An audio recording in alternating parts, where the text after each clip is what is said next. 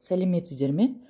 Гүлдер әлемі каналына қош келдіңіздер. Бүгін біз сіздермен осы замиокулькс дейді ғылыми атауы. Біз қазір оны доллар гүлі, ақша шақыратын гүл деп атап кеттік.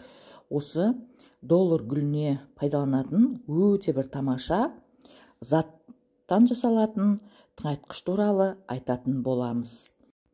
Бұл заттан гүлдерге әртүрлі тыңайтқыштар жасауға болады. Бұнымен гүлдердің тамырына құюға болады. Осы зат арқылы жапырақтарындағы аурулардан арылуға болады, және де гүлдің өзін де тыңайтуға болады. Ең маңыздысы, тыңайтқыш табиғи және де уақытылы пайдаланылып тексеруден өткен. Бұл затта кальций өте көп. Ол гүлдің тамырына, картошкасына, хлороз ауруына әсері өте күшті. Калийдің көптігі гүлдің сау болып өсуіне, және де фосфор, кремний ол гүлдің әртүрлі ауа райының өзгеруіне, жақсы бейімделуіне көмектеседі. Егер бөлменің ауасы өзгеретін жағдайда гүлге әсер етпей, әрмен қарай бұл гүл жақсы дамуына, өсуіне септігін тигізеді. Бұл затты өздеріңіз жақсы білесіздер. Бұл ағаш көмірі. Бұны қолдан жасауға да болады.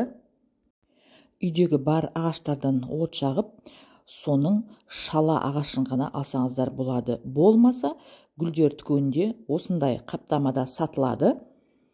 Бір пакетін алып қойсаңыздар, сіздерге ұзаққа кетеді. Бұндай тыңайтқыш жасауға қара көмір дәрісі болмайды. Онда ешқандай қоректік заттар болмайды. Дәріханаларда сатылатын қара дәрі ол тазартылғандықтан онда ешқандай пайдалы заттар жоқ. Сондықтан да бізге тек осындай ағаш көмірі қажет.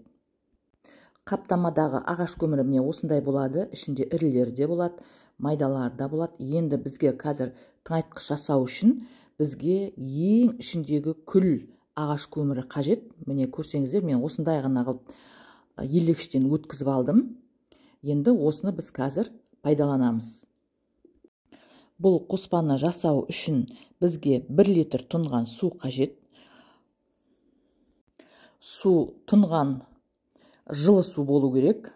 Енді қазір күн ыстық, үйдің ішінде ыстық болады. Сондықтан да бізге температурадағы су болса жарай береді. Енді осы біздің ағаш көмірімізден міне бір ғана ас қасық күлі қажет. Енді осыны біз жақсылап тұрып араластырамыз. Енді өздеріңіз жақсы білетіндей, бұл затта көптеген гүлдің өсуіне қажетті элементтер бар. Жаңа мен жоғарыда айтып кеткендей, және де бұл гүлде азоттан басқа элементтердің барлығы бар, тек азот қана жоқ. Егер қолда ағаш көмірі болмай, ағаш күлі болған жағдайда, сол ағаш күлімен де осындай тыңайтқыш жасауға болады. Менің бір осы аз уақыт ішінде түсірілген доллар гүліне жасалған, сол ағаш күлімен жасалған тыңайтқыштар туралы видеом бар, соны көрсеңіздер болады. Бұл ағаш күлінде карбонат кальций көп болғандықтан ол суда ыдырамайды, яғни ерімейді. Сондықтан да оны еріту үшін бізге сірке суы қажет, яғни уксус қажет. Мен 6% осындай алма сірке суын алдым. Бұл алма сірке суы жаңағы мен айтып кеткендей кальций, калий, магний сияқты осы ағаш күліндегі элементтердің жақсы еруіне көмектеседі. Егерде қолдарыңызда алма сірке суы болмай, кәдімгі 6% сірке су болса да жарай береді. Содан бір ас қасық қосамыз.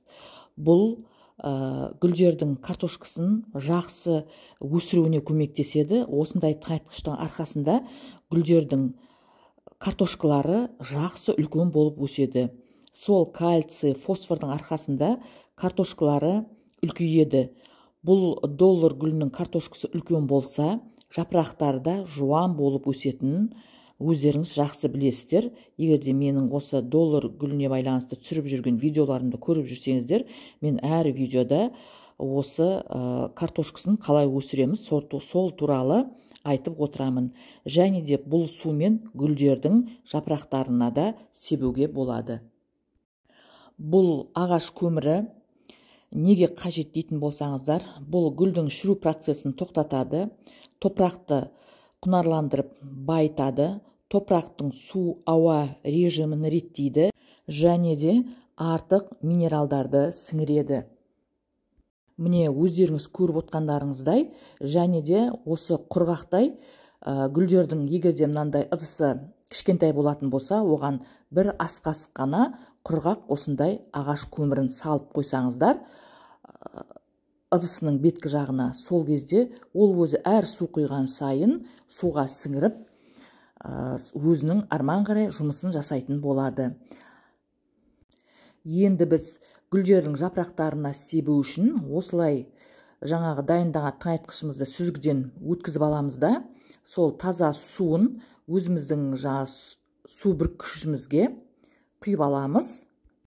Сөйтіп гүлдердің жапырағы арқылы да жақсылап сеуіп, осылай тыңайтып отыруға болады. Бұл жасалынған тыңайтқыш өте жақсы тыңайтқыш. Бұл гүлдердің жаңғыз бұл доллар гүл емес, басқа гүлдерге де пайдалансаңыздар болады. Әсіресе осындай қышқылдықты жақсы көретін гүлдер, антуриум, ер бақты, әйел бақты, дифенбахия сияқты гүлдерге берсеңіздер, ол гүлдеріңіз сіздерге рахметін айтатын болады. Бұл екі қоспамен жасалынған тыңайтқыш гүлдердің өсуін жақсартады және де иммунитеттерін көтереді. Енді бізге уксус не үшін қажет дейтін болсаңыздар, жаңа жоғарыда айтып кеткендей, судағы ерімейтін элементтердің суда еруіне көмектеседі. Сондықтан да біз уксусты пайдаланамыз. Бұл екі затта барлық үйде табылады деп мен ойлаймын. Сондықтан да осы екі заттан өстіп доллар гүліне тыңайтқыш жасап берсек болады екен. Менің видеом сіздерге пайдалы болды деген ойдамын.